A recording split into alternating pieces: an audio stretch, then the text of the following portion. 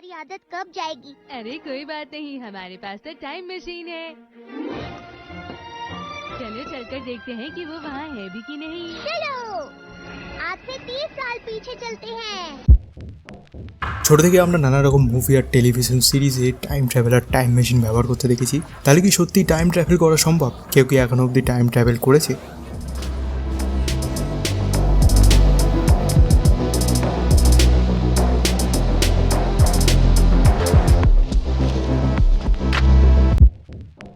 আমরা যে ওয়ার্ল্ডে বাস করি সেটা 3 ডাইমেনশনাল ওয়ার্ল্ড, যেখানে যা কিছু আছে সব 3টে ডাইমেনশন নিয়ে তৈরি। দৈর্ঘ্য, প্রস্থ আর গভীরতা, মানে হাইট, উইডথ আর ডেপথ। এই 3টে ডাইমেনশনেই আমরা ইচ্ছে মতো ট্রাভেল করতে পারি। কিন্তু আমাদের এই মহাবিশ্ব 3টে ডাইমেনশনেই সীমাবদ্ধ নয়। স্ট্রিং থিওরি অনুযায়ী মোট 10টা আর এম থিওরি অনুযায়ী মোট 11টা ডাইমেনশন আছে, যার মধ্যে সায়েন্টিস্টরা মনে করেন 4th ডাইমেনশন হলো টাইম।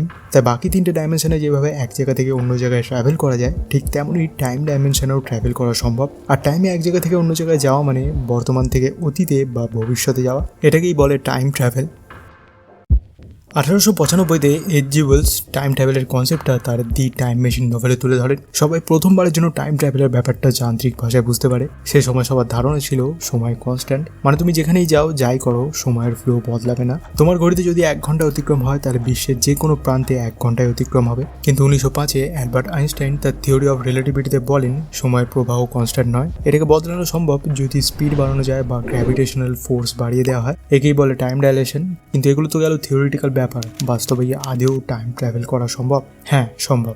টাইম ট্রাভেল দুভাবে করা যেতে পারে, ভবিষ্যতে আর নয়তো অতীতে। প্রথমে বলি ভবিষ্যতে টাইম ট্রাভেল কিভাবে করা যাবে। আইনস্টাইনের থিওরি অনুযায়ী স্পিড যত বাড়ানো হবে সময়ের প্রবাহ তত ধীর গতিতে হবে। তাই আমাদের অজান্তে আমরা বহুবার ফিউচারে টাইম ট্রাভেল করেছি, যখনই আমরা কোনো দ্রুতগতির যানবাহনে চেপে এক জায়গা থেকে অন্য জায়গায় গেছি। কিন্তু সেক্ষেত্রে সময়ের হেরফের এতটাই কম যে সেটা ক্যালকুলেট করা যায়নি।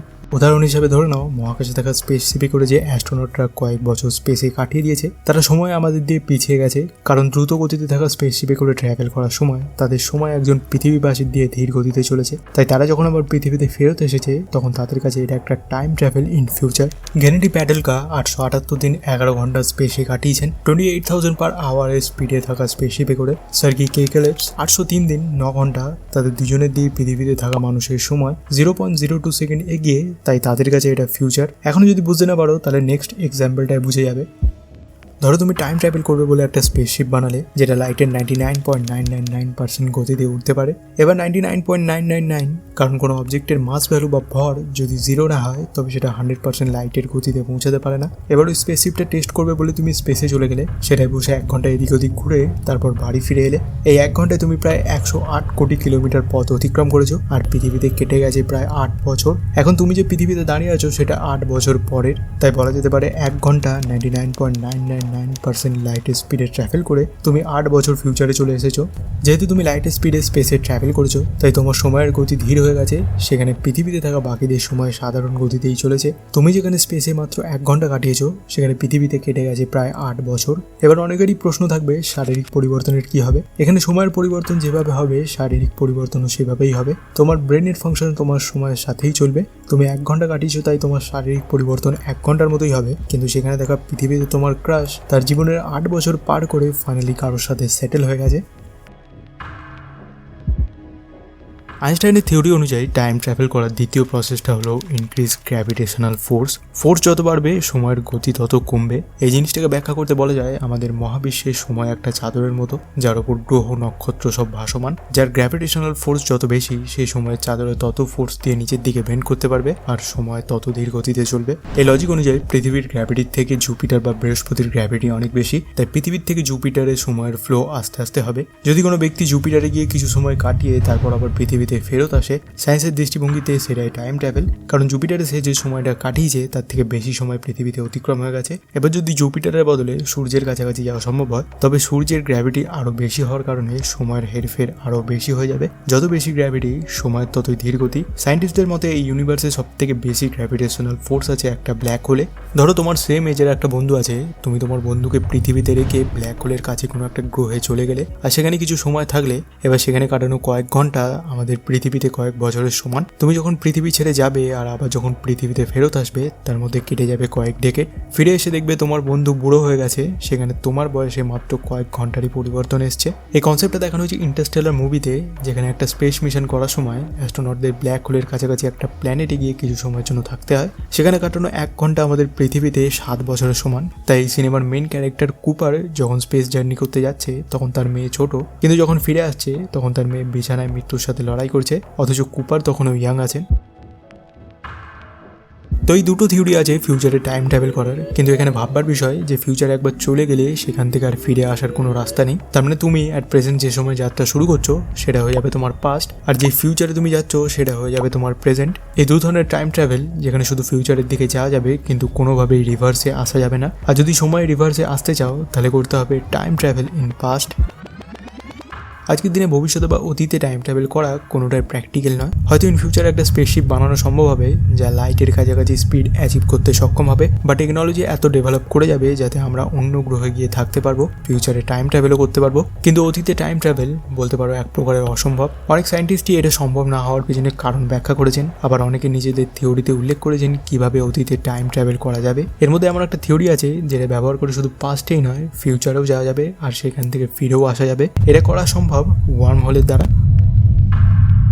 আগেই বললাম যদি সময়কে আমরা একটা চাদর মনে করি, তবে যে অবজেক্টের গ্র্যাভিটেশনাল ফোর্স যত বেশি হবে সে ওই চাদরটাকে তত বেশি বেন্ড করতে পারবে। কিন্তু যদি এই হাই গ্র্যাভিটেশনাল অবজেক্টের এনার্জিটা ব্যবহার করে সময়ের চাদরের মধ্যে এতটা প্রেশার বানানো সম্ভব হয় যাতে সময়ের চাদরে একটা ফুটো হয়ে যায়, তাহলে দুটো আলাদা আলাদা গেট তৈরি হবে, যে গেট দুটো মিলিয়ে দেবে দুটো আলাদা আলাদা টাইম লাইনকে। 1994 সায়েন্টিস্ট কিপ থ্রোন তার লেখা black hole and time reps নামে বইতে ওয়ার্ম হোলের ব্যবহার করে কীভাবে পাস্টে টাইম ট্রাভেল করা যায় সেটা এক্সপ্লেন করেন। থ্রোন একটা ওয়ার্ম হোল বানান যার একটা গেট রাখেন বাড়ির লিভিং রুমে, অন্য গেটটা একটা স্পেস শিপে যেটা লাইটের স্পিডে উঠতে পারবে।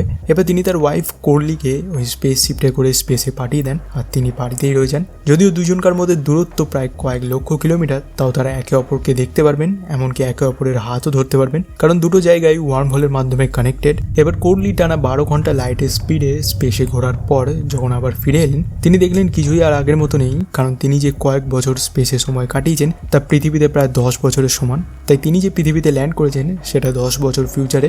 অন্যদিকে থ্রোন তার বাড়িতে সেই একই সময় মানে তার ঘড়ি অনুযায়ী 12 ঘন্টা কাটাবার পর যখন তিনি তার বাড়ির জানলা দিয়ে বাইরে দেখবেন, তিনি দেখবেন তার ওয়াইফ ল্যান্ড করেননি, কারণ তার ওয়াইফ ফিউচারে চলে গেছেন। কিন্তু থ্রোন যখন তার লিভিং রুমে থাকা ওয়ার্ম হোলের গেট দিয়ে দেখবেন তখন দেখতে পাবেন কোর্লি ল্যান্ড করেছেন আর তার সাথে দাঁড়িয়ে আছে 10 বছর পরে থ্রোন। এক্ষেত্রে 10 বছরের গ্যাপে একটা ওয়ার্ম হোল ক্রিয়েট হবে যেটা দিয়ে কেউ 10 বছর পাস্টে বা ফিউচারে চলে যেতে পারবেন। কিন্তু পাস্টে যাওয়ার ক্ষেত্রে ততটাই পেছনে যাওয়া সম্ভব যে সময় ওয়ার্ম হোলটা বানানো হয়েছে। এভাবে একটা থট এক্সপেরিমেন্টের মাধ্যমে থ্রোন পাস্টে টাইম ট্রাভেল করার ব্যাপারটা তুলে ধরেছেন। তাই পাস্টে টাইম ট্রাভেল থিওরিটিক্যালি করা যাবে, তাহলে কেন সকল সায়েন্টিস্ট এই মতে বিশ্বাসী নয়? এর পেছনে কারণ হলো প্যারাডক্স। প্যারাডক্সের মানে বিপরীত মত। পাস্টে টাইম ট্রাভেল করে সেখানে কিছু পরিবর্তন করলে ঘটতে পারে দুটো প্যারাডক্স, একটা হলো গ্র্যান্ডফাদার প্যারাডক্স আর প্রি ডেস্টিনেশন প্যারাডক্স। ধরো তুমি একটা টাইম মেশিন বানালে, এবার সেটাই করে পাস্টে ট্রাভেল করলে। ঠিক সেই সময় গেলে যখন তোমার বাবার জন্ম হয়নি, তোমার ঠাকুরদা ইয়াং। এবার তুমি কোনো কারণবশত তোমার ঠাকুরদাকে মেরে ফেললে, তাহলে এখানে সময় রেখায় কী কী পরিবর্তন করতে পারে? তোমার ঠাকুরদা মারা গেলেন, তাই তোমার বাবা জন্মালেনই না। তোমার বাবা জন্মালেন না মানে তোমার জন্ম হলো না। তোমার জন্ম না হলে তোমার কোনো অস্তিত্বই নেই, তাই টাইম মেশিন তৈরি হলো না। আর তোমার ঠাকুরদাও মারা গেলেন না, ফলে পাস্টে গিয়ে করা কিছু পরিবর্তনের ফলে এমন কিছু লজিক্যাল প্রবলেম তৈরি হবে। তাই বহু সায়েন্টিস্টই পাস্টে টাইম ট্রাভেল সমর্থন করেন না। 2 নম্বর প্যারাডক্সটা হলো প্রি ডেস্টিনেশন প্যারাডক্স। কোনো একদিন তুমি রাস্তা দিয়ে যাচ্ছিলে, হঠাৎ একজন লোক এসে তোমাকে একটা বই দিলেন আর বললেন এটা তোমারই বই, এতে টাইম মেশিন বানানোর পদ্ধতি আছে। দিয়ে লোকটা ওখান থেকে চলে গেলেন। এবার তুমি বইটা পড়ে প্রথমে কিছু বুঝতে পারলে না, কিন্তু তুমি তাও হার মারলে না।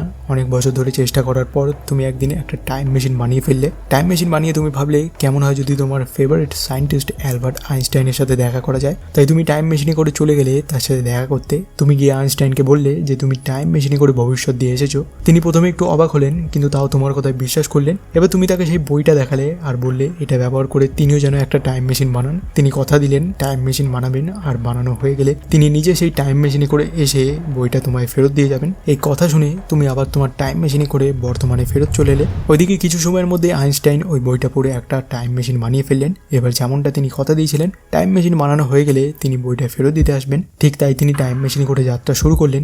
কিন্তু তিনি এলেন সেই সময় যখন তোমার কাছে না তো কোনো টাইম মেশিন ছিল আর না কোনো টাইম মেশিন বানানোর বই। তিনি এসে দেখলেন তুমি রাস্তা দিয়ে হেঁটে যাচ্ছ। তিনি তোমাকে ডাকলেন আর বললেন, এই নাও, এটা তোমারই বই, এতে টাইম মেশিন বানানোর পদ্ধতি আছে। এবার এখানে প্রশ্ন হলো, কে কাকে বইটা আগে দিয়েছিল? আইনস্টাইন তোমাকে বইটা আগে দিয়েছিলেন না তুমি আইনস্টাইনকে বইটা আগে দিয়েছিলে? এই ঘটনায় যে চক্রাকার সমস্যার সৃষ্টি হয়েছে সেটাকে বলে প্রিডেস্টিনেশন প্যারাডক্স, যেখানে সময় প্রবাহে প্রথম ঘটনার জন্য দ্বিতীয় ঘটনা দায়ী আর দ্বিতীয় ঘটনার জন্য দায়ী প্রথম ঘটনা। পাস্টে টাইম ট্রাভেল করলে এমন কিছু সমস্যার সৃষ্টি হতে পারে, তাই এখনও পর্যন্ত পাস্টে টাইম ট্রাভেল করা অসম্ভব হিসেবে ধরা হয়।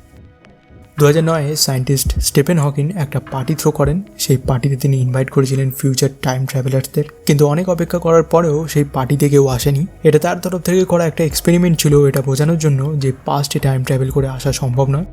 তাই নবিতার মতো পাস্টে গিয়ে নিজের ভুলগুলো শুধরে ফেলার মতো কোনো অপশান আপাতত আমাদের কাছে নেই। এই ভিডিওটা কেমন লাগলো সেটা কমেন্টে জানাও। ভালো লাগলে লাইক করে ফ্রেন্ডস আর ফ্যামিলির সাথে শেয়ার করো, আর যদি অলরেডি সাবস্ক্রাইব করে দিয়েছো তো দেখা হচ্ছে নেক্সট ভিডিওতে। বাই।